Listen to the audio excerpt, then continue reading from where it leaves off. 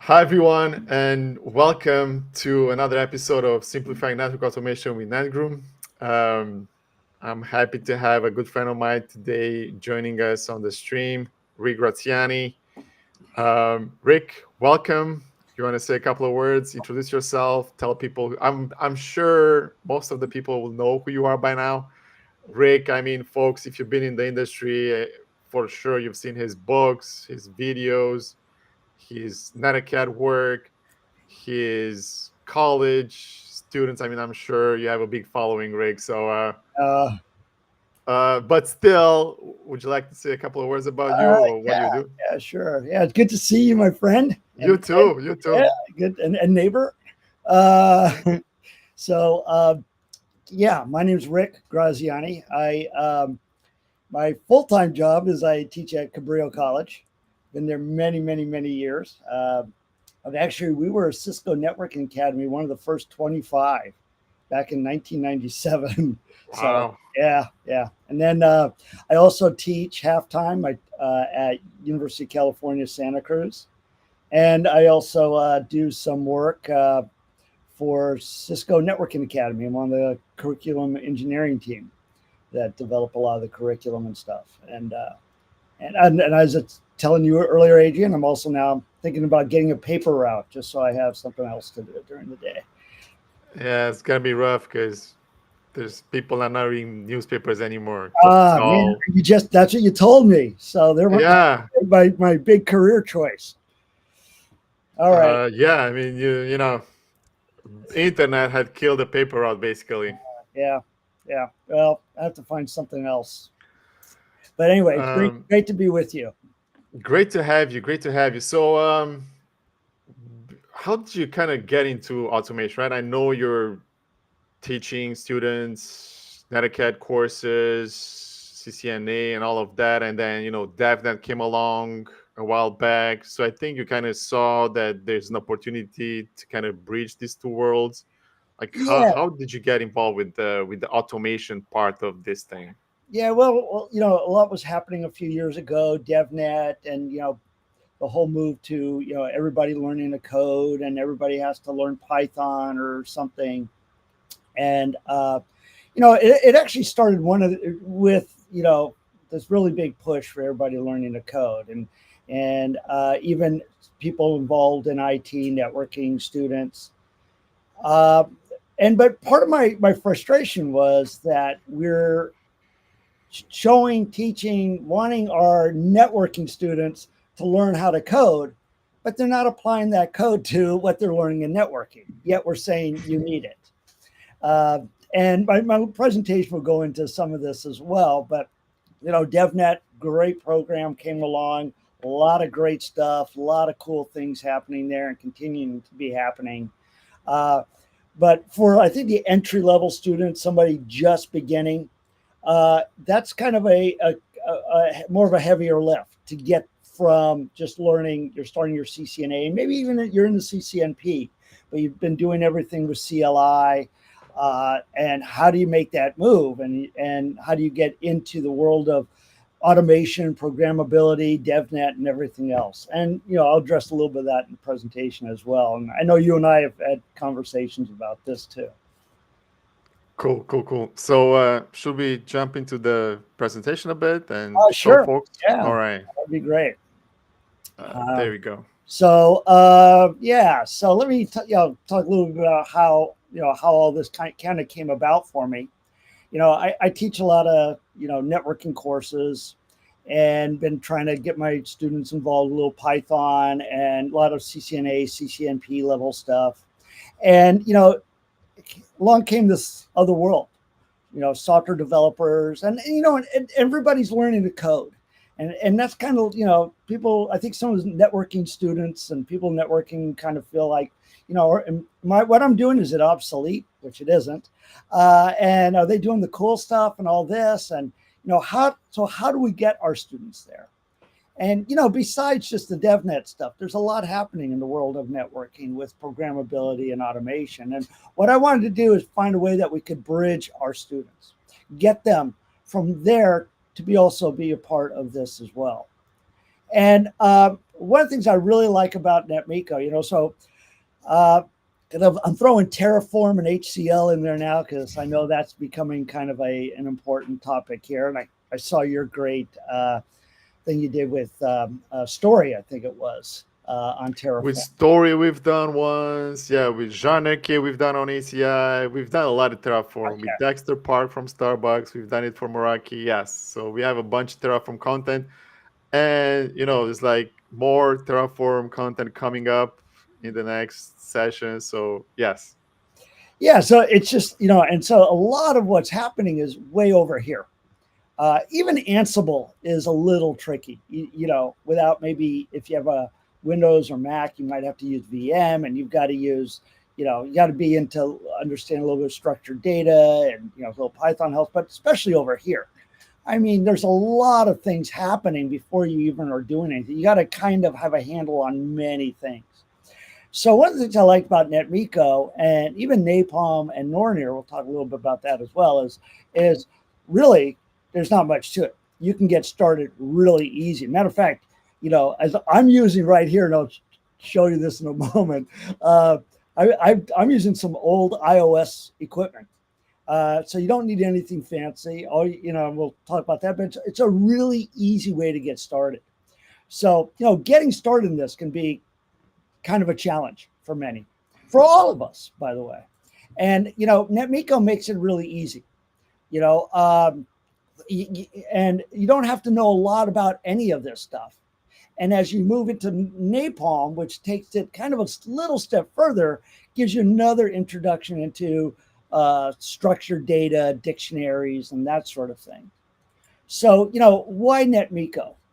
One of the things is students with very little knowledge of Python get to start doing some coding. And I think that's really important as you're trying to get students enthusiastic about Python and networking, that, you don't need to make things overcomplicated. And we're going to see that with our very first Netmiko program.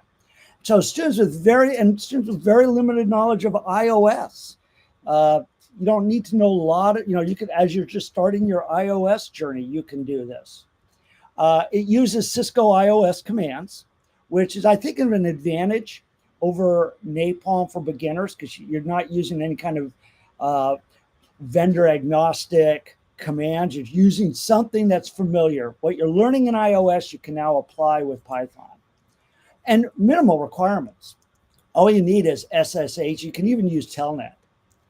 And the nice thing is, as you grow with learning more Cisco iOS, learning more Python, you might be an expert on, be very familiar with iOS. You might be doing a lot of cool things at CCNP level and that kind of thing, but you might be new to Python.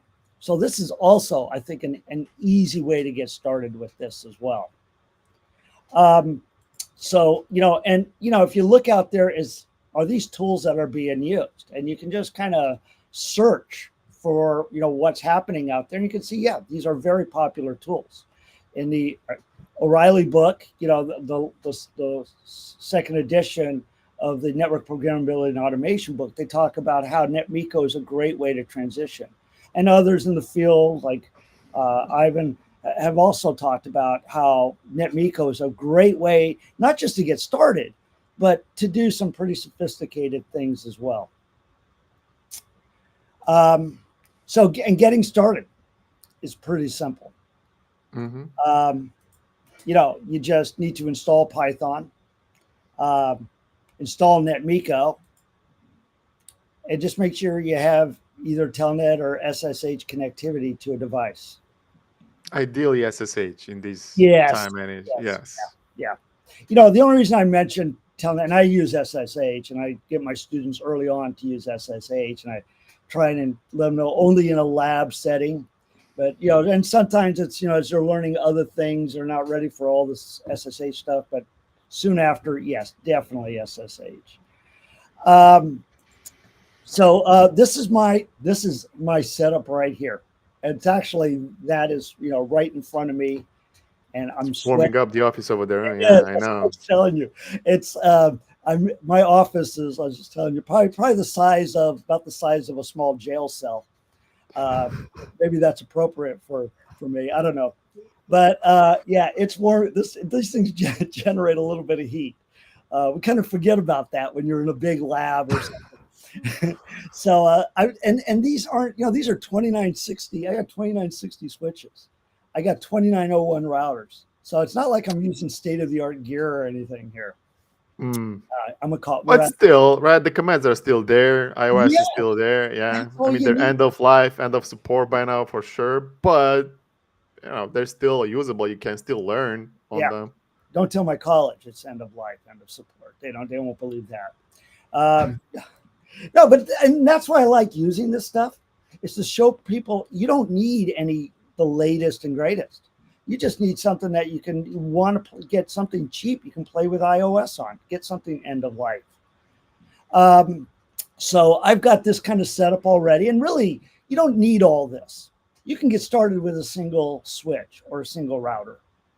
I'm only doing this so I can show you a little bit of automation and that. But, one of the things I like to show is right away is this. If you've never used Python, even, uh, and, if you look at this, could you figure out what it does?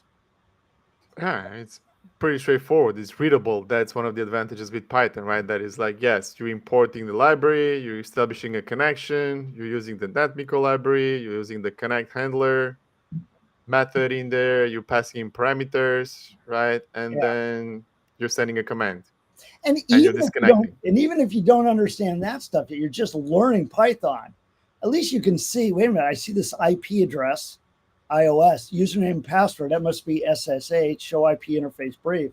Hey, I can figure that out. Okay. And and a few little wrappers here, you can get started real quick. So yeah, it's really that easy. And yeah, if you really have to use Telnet, but like you say, we really I trying to mean, get away from that. in lab environments, I'll let it slide, but yeah. Yeah.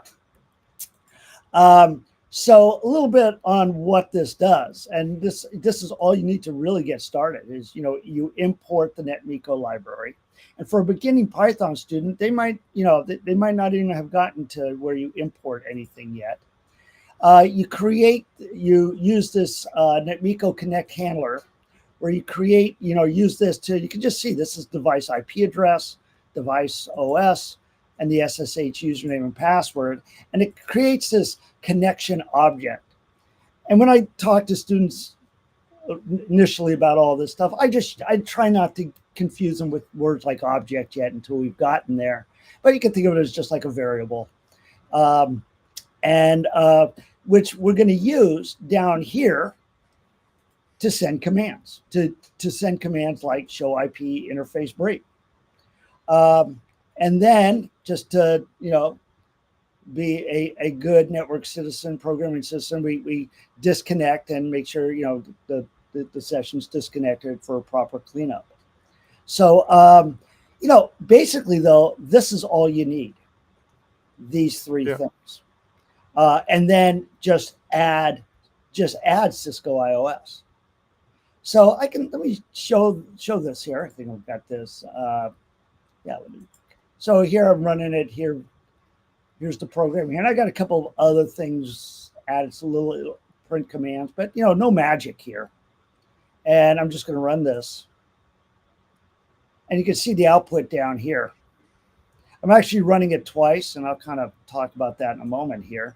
But there's the output. Mm-hmm. And you and I have both been doing this a long time. I think I'm a little older than you, but we forget the excitement of I see the excitement students plug in, hear that click when they plug in an Ethernet cable into a switch. Even that is like really cool for students for the first time. And then doing stuff like this. It's like, oh, wait a minute, I'm using Python and I'm getting iOS output. So, this kind of stuff is just, I think, very cool for students. So, and then we could just start leaning on this a little bit more. So this here is the send command that we just used. using our connection object. Show IP interface brief. There's another way to kind of do the same thing. You can actually take the output from using this send command method and storing it in a variable output and then printing the variable. We'll see the advantages of that in a moment when we do something else. But you can also think of it, hey, if I print it like this, I'm seeing it real time, current. Mm-hmm. Or I can save that output into a variable and display it later.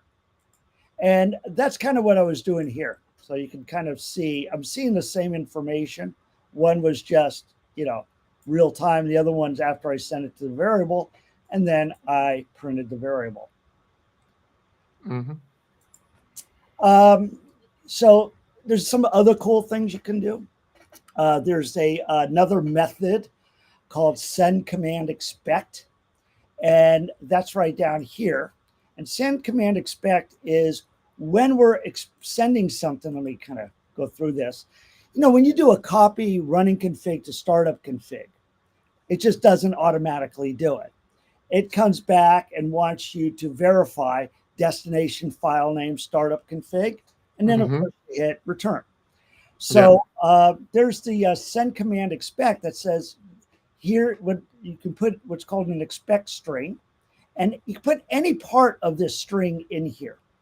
And when Netmiko sees this, any part of this, it says, oh, okay, I'm just going to continue. In this case, hit enter, and I can then go ahead and save the running config to startup. I'll show that as well here. So here's you can see I actually have some extra print commands, and this is where I do things and use the F string. But anyway, this is it right here. You can kind of see that all right there. And that's really the only thing that we've added that's different. So if I run that, I think I print out there we go. And all I do is I print out success. So it's, what I really like about this, it's really step by step, where, as students, again, are growing with what they're learning in Python, growing what they're learning in iOS, they can do more and more. Students get started in this as they're learning Cisco networking and or learning Python. Yeah, I love this because you're doing it kind of at the same time with them, right? Which is going to be much easier for them than learning your CCNA topics and then jumping into DevNet. You're kind of doing it at the same time with them and showing them the value of automation and where Python comes the picture and what Python brings to them, what value it has for them. So this is really cool.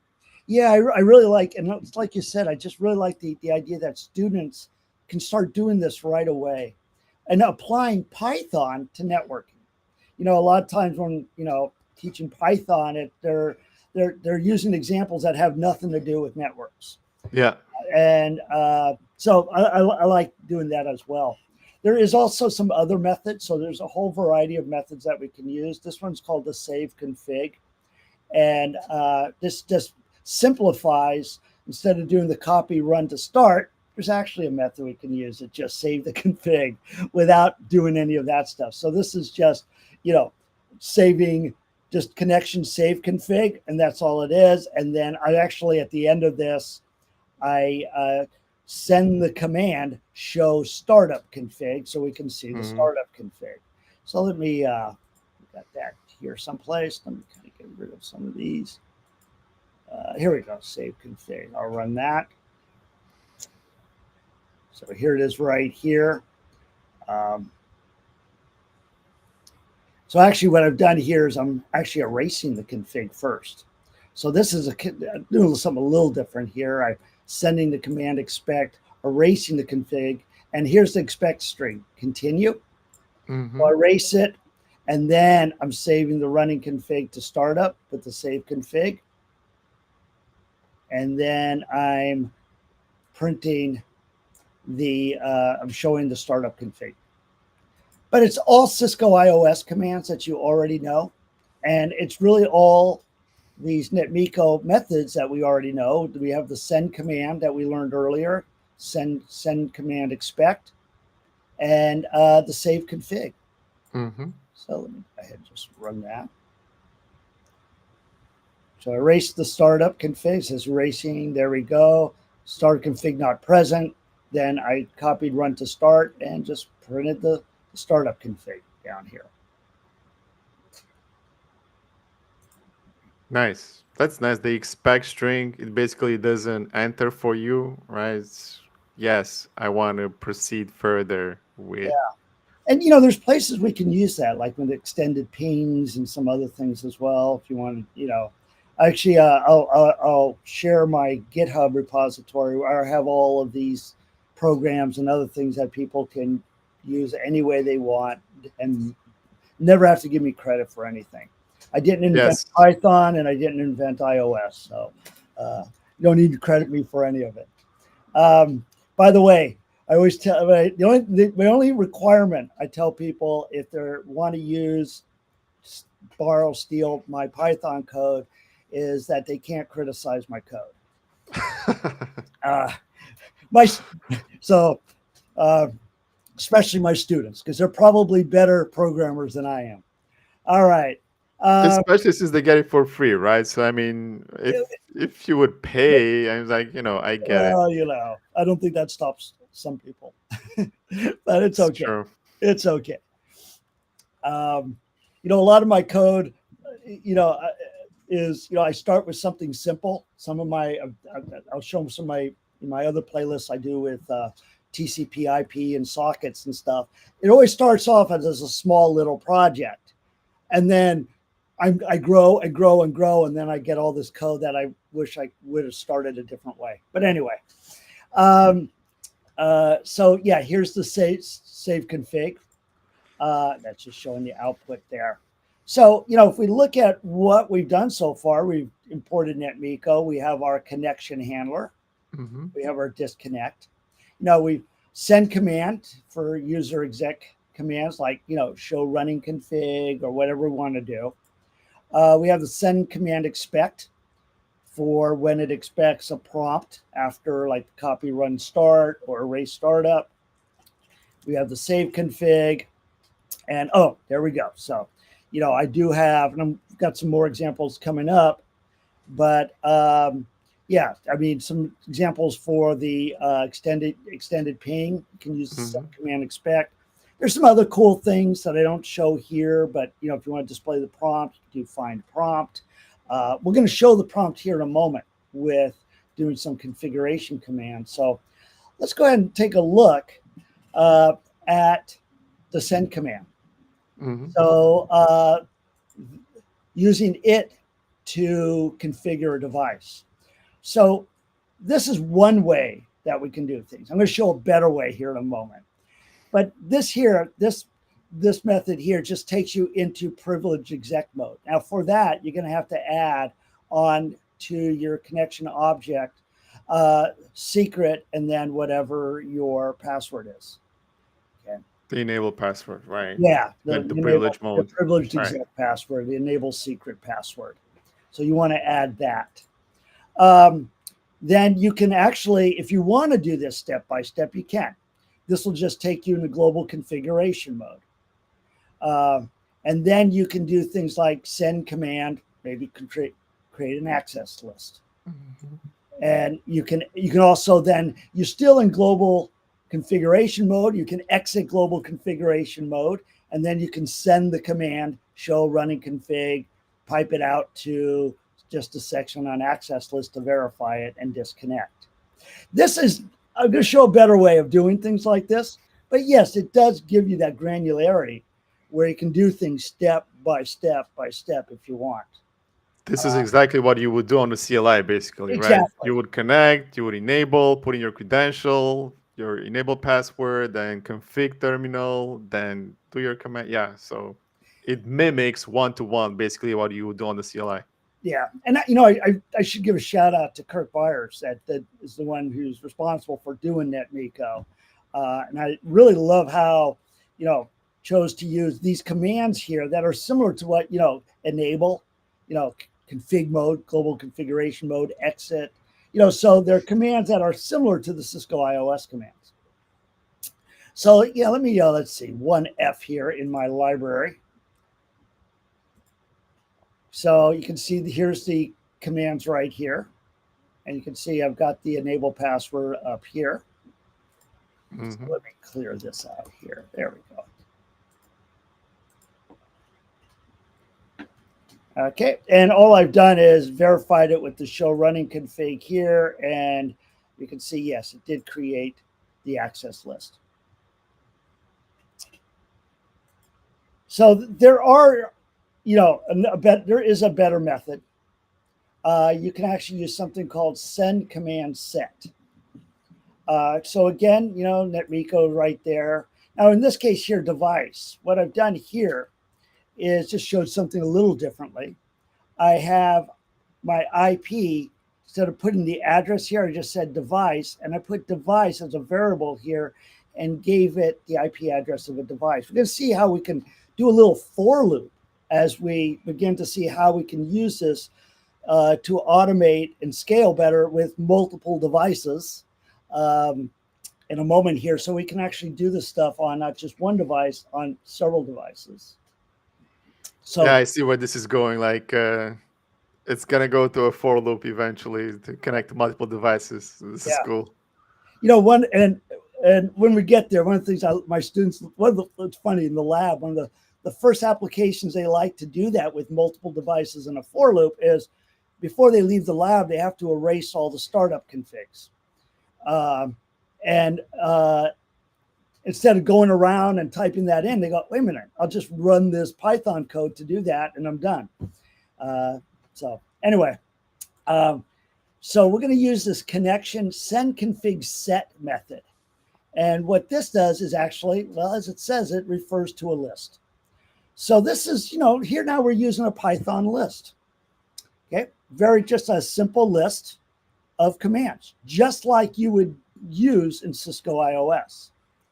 Now, the send command set kind of takes care of a few things for us, like we don't have to worry about going into global configuration mode first. It handles that for us. It does require privileged exec mode, but we don't have to type enable or anything like that, or give the Netmiko command to do that. So this is really just this list here.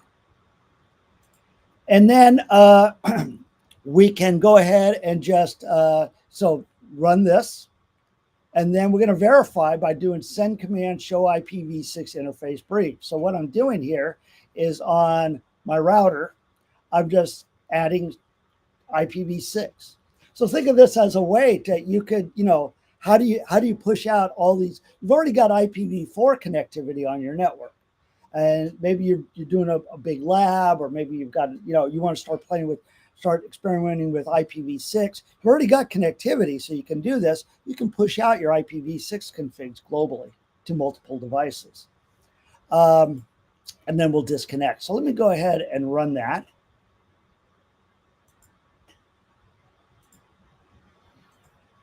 Okay, so again, here's my device variable.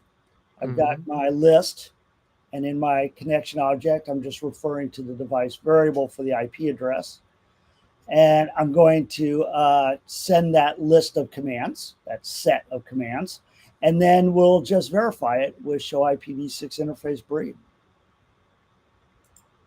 Rick always finds a way to add IPv6 to something. You got it. I mean, it's 2024. Come on. If you're still not having IPv6 in your infrastructure, then I'm sorry for you, but yeah, it's well, I mean, some are waiting, and I understand why. I understand the issues and stuff, but 32 bits doesn't last for. You can't do anything more than what's there. It's beyond its lifetime at this point, way beyond. Yeah, it's not to go off on that tangent, but I remember somebody once saying, trying to keep IPv4 alive is like rearranging deck chairs on the Titanic. I mean, that ship is slowly going down, but I know that's a debate. So for those that are not quite there yet, no offense. So here, just showing, hey, it worked. So I did my Mm-hmm. show IPv6 interface brief, and there we go. Um, Cool. So that's how you send a set of commands, right? yeah, yeah, Send command set. Basically, you could have the whole config of the device, right, in a set. yeah. You As could long, have yeah. I mean, it's kind of similar to SSHing and sending a bunch of commands. Of course, you don't want to do something that's going to break your connection, right. like So a be sort of careful with the management interface when you overwrite IPs and yeah, shut on it because you can't get this right. yeah, or an access list that all of a sudden, we've all done that. Um, at least once. Yeah. And but there's even ways. I mean, I've used Netmiko with EEM. Mm-hmm. Was that embedded Embedded event event manager. manager, right? Yeah. Yeah, yeah. And where it will actually, you can and Python to send it a list of commands. And I believe I've got this in my GitHub repository. Send it a list of commands and say, do it in, 1 minute, 2 minutes, 5 minutes. And then you're already your sessions no longer it doesn't need to keep that session active anymore. It can do the commands, can even disconnect you, but it'll run all those commands, kind of like in the old time batch mode type thing. So here's another way of kind of doing the same thing. Let me kind of show you this here. Same thing, nothing different here. Same list. But what I've done here is I'm taking this output or taking what I'm going to be sending it, and I'm sending it to a variable. And then what I'm going to do is print that variable. Then I'll show the show IPv6 interface brief.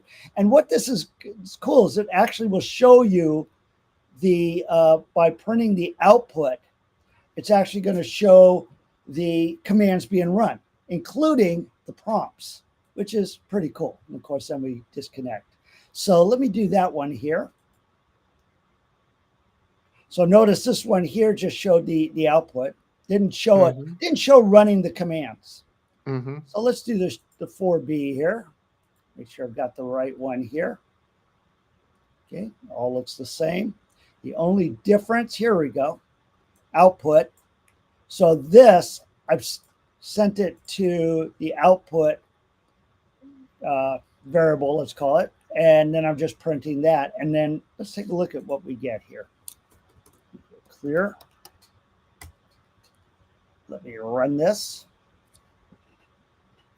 And let me scroll up, and what you're going to see is, There you go. yeah, which I think, especially for students and for me, I don't know, I've been doing this 30 something years, and I still get excited by this stuff, by the way. I don't know why. I still get excited by it hearing the click. But to see that, yes, so they actually get to see the commands and the prompts, and it's a nice way you can document, you can then copy paste this, make a nice little lab or whatever you're doing, that sort of thing as well. For And troubleshoot if it doesn't work, right? I oh mean, yeah, troubleshoot. yeah, you can see, and I do have some things that that try and accept you can put into Python, Mm-hmm. Netmiko, to help if you do have a problem where the problem might lie. But with iOS 2, being able to troubleshoot this stuff. I won't show this one because I've done some directory moving here, but we can also do a file. So this is actually send config from file. So, and then we can just refer, here I'm referring to the file as config file variable. That config file would be the name of the file. So I can actually grab those commands from a file. So here's the file. And then I would just, run it, and this would be my new output. Mm-hmm. So a lot of cool things that we can do. Here's getting back to that, devices. So setting our, let me kind of go show the whole thing here. Here I've got my connection handler the IP address set to the variable device. Well, device in this case isn't a single string, single IP address, but it's a list of IP addresses. And then I can use this for loop to say, for in this list called devices, loop through it, we'll call it device, whatever you want to call your little counter, you can call this whatever you want. For each one of these, one at a time, connect to the device. So the first time we'll connect to this, second time to this, third time to this. And each time we're going to do just show IP route static. Mm-hmm. And this is just a real easy way to start saying, okay, how can I start using this to really automate multiple devices? So let's take a look at that, my little for loop here. So here we have that again. There's my device variable, which is a list of IP addresses referring to device. And it's just, again, nice, just a little for loop. And we're going to do show IP route static. Let me just clear this here. So how do you spell clear? Not seller. Not seller. There we go. All right. Visual Studio Code is like the worst speller. I don't know what it has. But here we go. You can see it there. I mean, this is, 3 devices in a couple of seconds, not even. And I'm not talking about, you might not, this isn't necessarily how you're going to do things for a major service provider with, hundreds, thousands of devices. But, to get started, to understand what it is that you're doing and what these other tools later, like Nornir and Terraform and RESTconf, and, you begin to then see the features of those because you already understand the basics of what you're doing with what automation and programmability can do for you. At least that's my take on it. Maybe, my students know I'm very simple-minded, so I have to take things step by step. Keep it simple. Yeah, for Rick. All right, that's just showing it. So, that's a little bit on Netmiko, and I'm going to just talk a little bit about Napalm. I don't think we have a few minutes to talk about this. Yeah. Okay. So Napalm, Netmiko is great. I love it. I use it. And what I like about it is it then can take you to the next step. To me, another next step might be something like Napalm. Now, why don't I start with Napalm? Napalm, first of all, uses vendor agnostic commands. It uses things like get facts and things that which the advantage is you can use them on any vendor's equipment and get the same information. But, when students are first beginning, they're just learning Cisco iOS. They don't want to have to remember something else to get similar information. Right.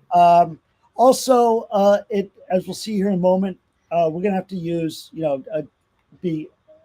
get familiar with structured data dictionaries. But this is a great way to get us that first step introduced to using structured data and how it differs from CLI.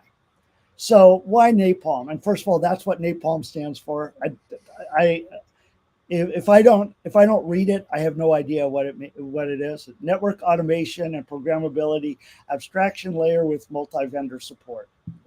Just rolls off the tongue. Yeah, I know it's not an ideal name, but I guess it works for them. Yeah, I kind of have my thoughts on that as well. But they never check with Rick, and rightly so. That's probably a good thing. So again, why Napalm? Again, start with doing some cool coding. Again, limited knowledge of iOS. And, right away you get to start programming, let's call it, routers and switches. Does use vendor agnostic commands. And there's actually an advantage to that, doesn't have to be Cisco gear, and you can get same information from different vendors.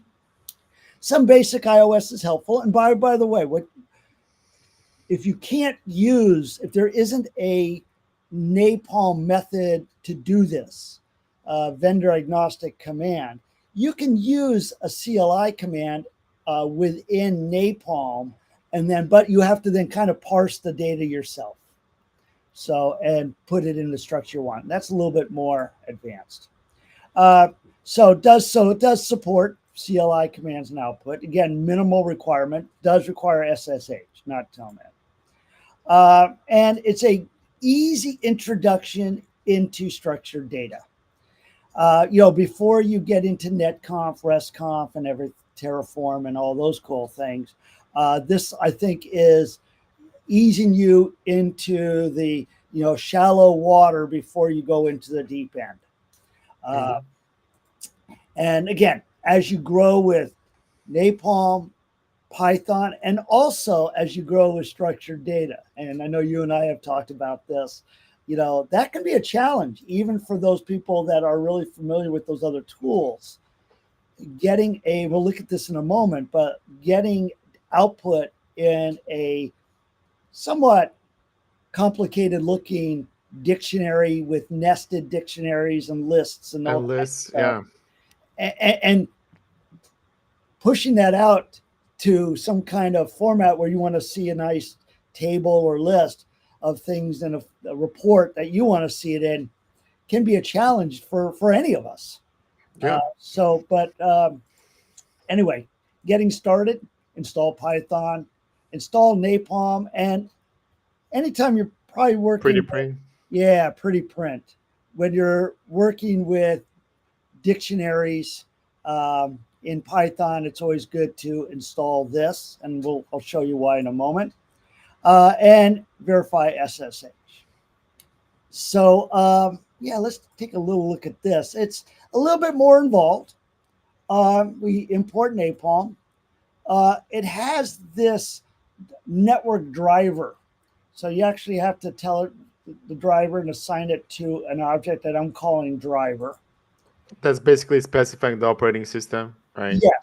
Yes. And the nice thing is you can actually assign, have different operating systems assigned to different driver objects here, and use those to access, different vendor operating systems. But a lot of it's just very much the same. There's a few things, a little different, and that. Then you do your device open, and then you're kind of all set to go. And then this is where you're going to put your tasks. These are those vendor agnostic Napalm methods. So you can see here we have our device object here that we've assigned to our driver, and we just use that for, in this case, Cisco iOS. That's what this driver is. So it's going to be get it from a Cisco iOS device and get facts, and then we close it. So I'll show that here. I think I've got my, what did I call that? Here we go. Let me do this real quick. So let me just show the four things you need to get started here. Import Napalm. You select your network driver, assign that driver to an object. You open the device, you close the device, and then this is where you put any and all your code to access whatever devices you want. So these five things is kind of that wrapping once again. So a little bit more, not too much more than what we saw in Netmiko. So what did I call that? That wasn't 1A introduction, was it? Maybe it was. Oh yeah, down here. So here's my Netmiko. Make sure I got our Napalm. Import Napalm, my driver. Okay, there we go. My object there, open it up, and we are just going to do this here. Get facts. Let's go ahead and run that.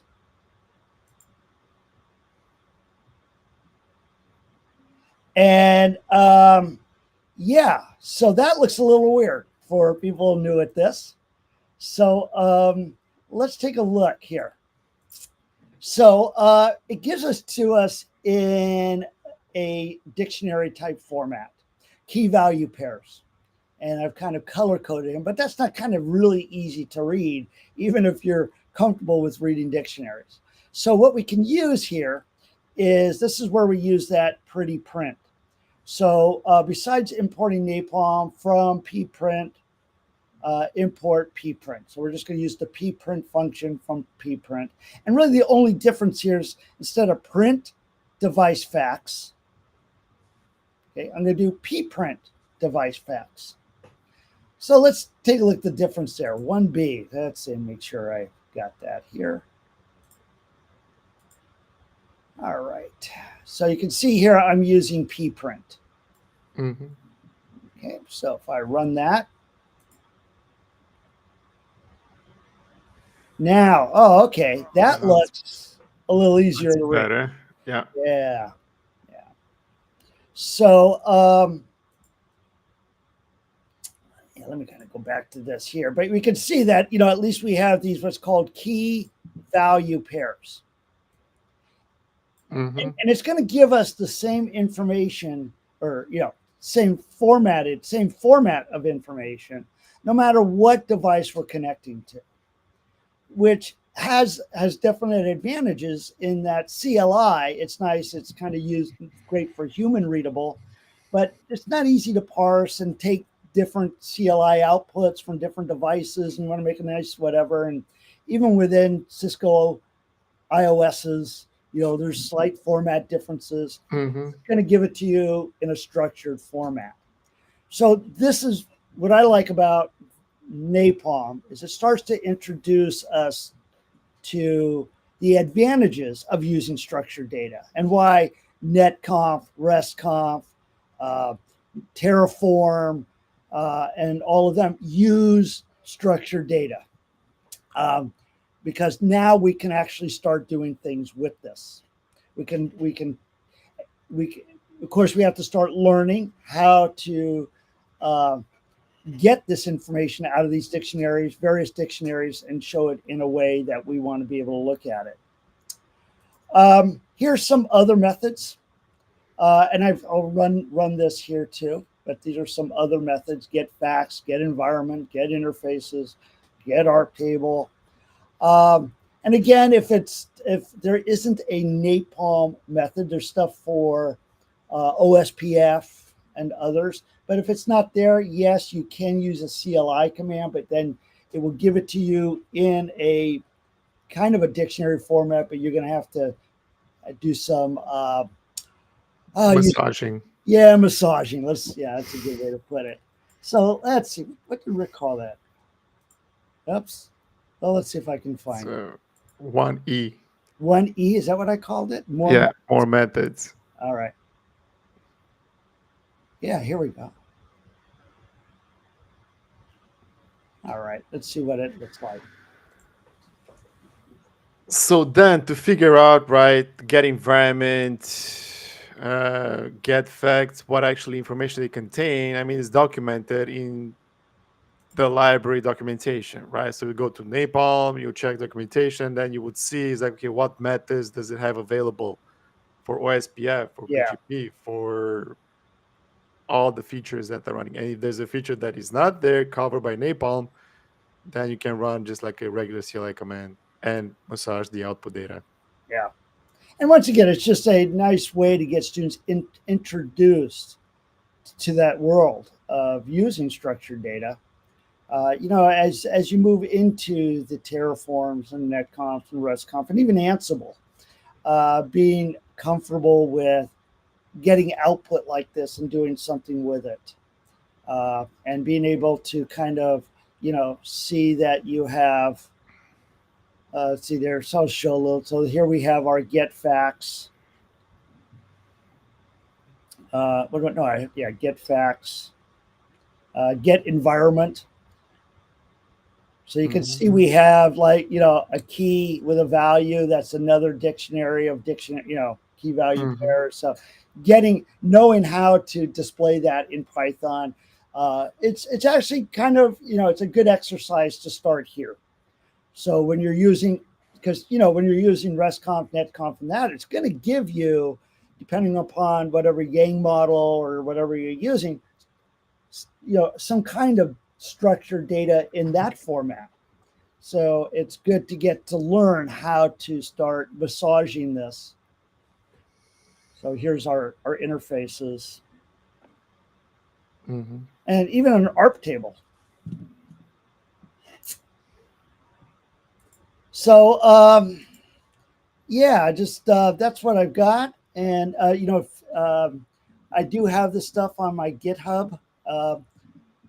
You wanted me to also mention something about a YouTube channel, I think. Yeah, because I know you also do live streams. I mean, I was a guest just the other week over there on your stream, Rick, and thanks for having me. So if you want to mention, right, what you have, so github.com/regrazia and then youtube.com/a regraziani 6055. I can put that stuff in the if you want in the chat, if that helps. Yes. I'll also share here with people. All right.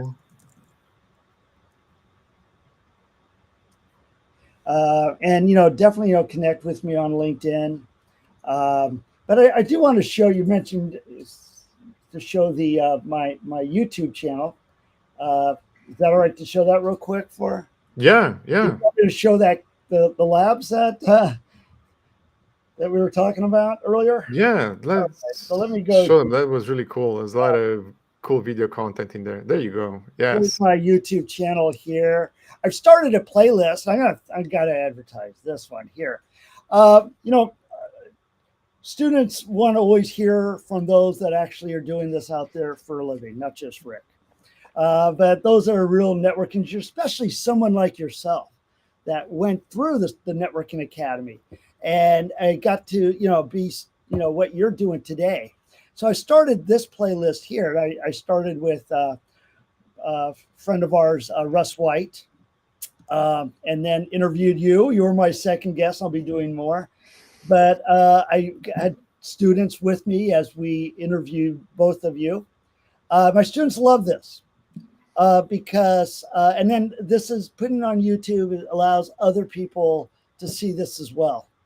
To hear, basically I'm asking you and Russ and others. I'll be asking about, how you got started, what you recommend for students, how you get involved in the field, what they should be learning, all kinds of good stuff. Yeah, it was lots of fun, by the way. Thanks for having me. That was a really good one. Yeah, it was great. I loved it. I really identify with you. So, this is something I've been working on. And I was kind of showing you, wanted me to share this. So this is, and I'm actually using this in some of my classes, both at Cabrillo and at UC Santa Cruz. But I've started this, a set of videos, and I've got the labs right here. They're kind of in a draft form, but they're definitely usable. But I know as we teach students, once they know the basics of networking, IP, Ethernet, and CLI, how we get them understanding, a network design, campus network architecture, VLANs, and all that. And, in the past, I've always done this kind of piece by piece, a little bit of VLANs, then different topology. Let's take a look at, distribution switches, layer 3 switches. Okay, now let's use a different topology. We'll talk about, FHRP, do something else with Ether channel. We look at each of these kind of individually. And I've got more coming, by the way. But I thought, why not build this network from the beginning? Mm-hmm. As we learn, starting with VLANs, starting with adding distribution switches, adding the routed ports, adding management VLANs, adding Ether channel, add on to it. And then you actually see how that network architecture comes to life, basically, right? That's build it from scratch. And how each piece has its function. And then when because later I'd always talk about network design as if it was something totally different from what they've been learning. It's just that we never applied it while we were learning it. So, talking about old dog, new tricks. So this has been, my students are bearing with me. Actually, I think they really like it. both at Cabrillo and at UC Santa Cruz. I think they're pretty excited about this and seems to be going pretty well. So anyway, I knew you mentioned you wanted me to share that. So Yes. That's bringing architecture to kind of like hands-on together with all the features that are required to make that architecture work. So this is really good. and the labs themselves, you can grab them from my GitHub repo right there. So All right, there's a question here on LinkedIn from Amra. Can we use Napalm for other vendors? Huawei, Juniper. Yes, Amra, that's the advantage with Napalm. You can use it for uh, other vendors too. It's not only Cisco. And then, Rick, we have a couple of minutes left. Did you want to mention quickly Nornir too, or was yeah, it I mean, for? I can. Yeah, so Nornir. Let me just kind of bring up that slide. I didn't have anything to show specifically, but it is. I think it's important to. Yeah, Nornir is. Kind of bring up this slide here. So Nornir. Nornir, what you've learned in Netmiko and Napalm can apply to Nornir. Actually, you use Netmiko and or Napalm. It's a little bit more. Somebody said Pythonic. So you using a little bit more. It's less abstraction, less. You're more directly involved using Python with this stuff. But really, where Nornir comes into play is it's really more scalable. This is where you get into doing this stuff in parallel, kind of multi-threading type stuff. So this is really if you're looking for a larger environment, but you're applying what you've learned in Netmiko and or Napalm. Mhm. So it doesn't, it's Netmiko and Napalm just on steroids, um, basically. So it's again, I think these three really going from one to the other really is a nice way to see how all of this builds upon itself. And then once you get over here to all these other tools here, you're already familiar with a lot of this stuff. Mhm. And then it's just really the APIs, Yang models, and you can start to see the power of this and Terraform. Yeah, so I really like how you build the transition, right? The bridge, making the connection between CCNA and like DevNet topics. So I think this is really good. And using this Python libraries, right? It's really smart way of doing and showing the connection between them. All right, so I know Rick, you have a class right I have after this. I know students are waiting. Uh, any final words before we wrap up? Thank you so much, by the way, for doing this, and thanks, folks, for joining us on this. Seeing quite a bit of people on YouTube and LinkedIn Yeah, I watching want to this. thank everybody for joining too, and feel free to connect and please use anything I have. Yeah, I just appreciate the opportunity, Adrian, for letting me do this with you, and always enjoy. Always a pleasure. Always pleasure Always a pleasure. hanging out with you. So, uh, Likewise. well, thank you, appreciate it. Cool. Well, thank you. Thanks, Rick. Thanks a lot. Folks, thank you for joining us. Be on the lookout next week. We have another session Wednesday. I'll send out more details probably later this week. Looking forward to see you all in the next one. Thanks, folks. Take care.